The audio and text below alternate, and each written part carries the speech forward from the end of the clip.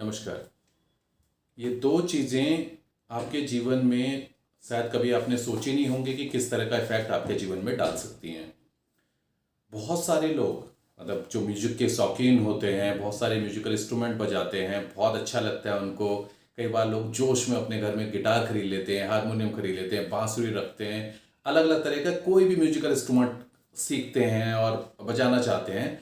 और शुरुआत में होता क्या है कि वो उसको सीखते हैं, उन्हें बहुत अच्छा लगता है, बहुत मज़ा आता है, कहीं क्लासेस भी ले लेते हैं और उसको बजाना स्टार्ट करते हैं। पर धीरे धीरे क्या होता है कि उसके बाद उनका शौक ख़त्म हो जाता है, वो इंस्ट्रूमेंट पैक हो जाता है, उसको आइदर हम अपने बेड में रख लेते हैं, किसी कबर्ड में डाल देते हैं या कहीं पर भी वो टंगा हुआ पड़ा मिलता है।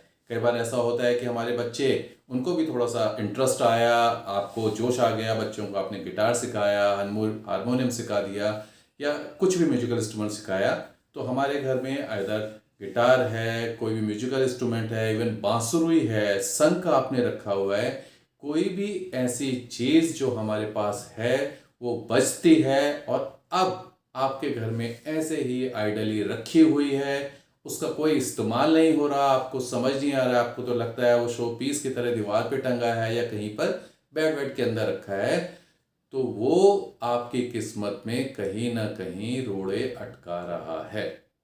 जी, बिल्कुल सही सुना आपने। वो आपके चलते चलते कामों को खराब कर सकते हैं। कोई भी म्यूजिकल इंस्ट्रूमेंट अगर बज नहीं रहा तो वो अपने अंदर राहु की नेगेटिव एनर्जी को स्टोर कर लेता है और वो एनर्जी आपके घर में धन के आगमन को रोक देती है, आपके बहुत सारे बनते हुए कामों को बिगाड़ सकती है।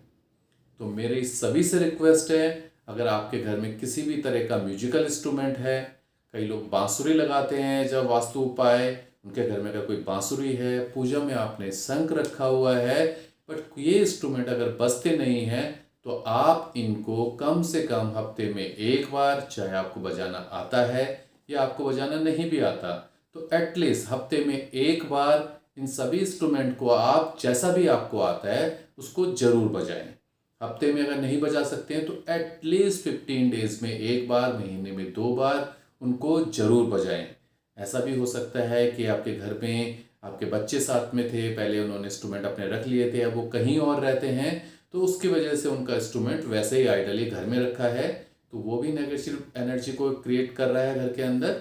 तो आप उनके इंस्ट्रूमेंट को खोल कर थोड़ा सा, जैसा ही आपको लगता है, थोड़ा सा बजाइए, उसके साथ बढ़िया वीडियो बनाइए, आपको अच्छा भी लगेगा, मज़ा भी आएगा और दोबारा से पॉजिटिव एनर्जी आपके घर में फ्लो करने लगेगी।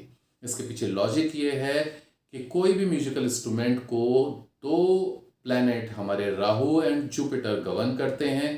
राहु अब उसकी नेगेटिव एनर्जी है अगर वो नहीं बज रहा, और जुपिटर किसी भी इंस्ट्रूमेंट के बजने पर एक एयर का जो फ्लो होता है वो जुपिटर को रिप्रेजेंट करता है।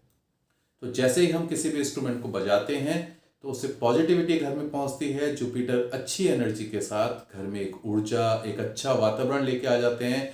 और सभी को पता है कोई भी म्यूजिकल इंस्ट्रूमेंट अगर आप अच्छे से बजाते हैं तो घर वाले भी खुश हो जाते हैं और साथ साथ सुख समृद्धि संपन्नता भी घर में आती है। तो सभी से मेरे हाथ जोड़कर रिक्वेस्ट है कि इस तरह का रेयर वीडियो आपको मिलेगा, इस तरह की बातें आपको जनरली बाजार में कोई नहीं बताएगा, बट अपने इंस्ट्रूमेंट को ध्यान से रखिए, उनको रेगुलर बजाइए और अपने सारे इंस्ट्रूमेंट्स को अच्छे से साफ करके इस दिवाली में रखिए।